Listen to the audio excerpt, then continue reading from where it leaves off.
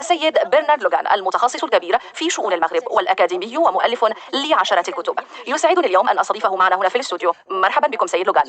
مرحبا. لقد ألفتم العديد من الأعمال، أذكر منها تاريخ المغرب وتاريخ المغرب العربي وتاريخ ليبيا وتاريخ الأمازيغ وشمال إفريقيا. يسعدنا أن نرحب بكم على قناة ميديا تيفي.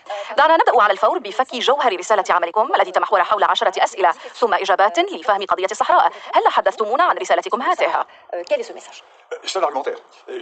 إنه كتاب حجاجي. لقد ألقيت محاضرات وشاركت في مؤتمرات في جميع بقاع العالم، وأدركت أن قضية الصحراء المغربي هذه هي قضية غير معروفة ولا هي واسعة الانتشار من حيث معرفة حقيقتها عبر العالم. وبالتالي أردت أن أقدم حججا حول عدد معين من الأسئلة. هل الصحراء قضية تنتمي إلى الواقع الجغرافي أم تنتمي إلى الواقع السياسي؟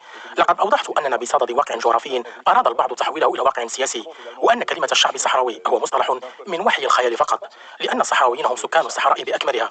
الصحراء تبدأ من البحر الأحمر وتتجه إلى المحيط الأطلسي، وهو ما يعني أننا عندما نتحدث عن الصحراويين فإن قبيلة الطوبوس التشادية هي قبيلة صحراوية، والطوارق صحراويون، وسكان تيغات صحراويون، وسكان مرزق في ليبيا هم صحراويون كذلك. لا يوجد شعب صحراوي. في المقابل يوجد بالأقاليم الجنوبية في المغرب سكان مغاربة ينتمون إلى قبائل كبيرة وممتدة، سواء تحدثنا عن تكنا أو رقيبات، وهي قبائل مغربية ضاربة في التاريخ تعود إلى المرابطين، بل تعود إلى فترة عهد الأدارسة. نحن هنا أمام حبل سوري يربط هذه الأقاليم من طنجة إلى الحدود الموريتانية حول واقع وحيد، هو واقع الدولة المغربية التي يمتد تاريخها لأزيد من 1000 عام.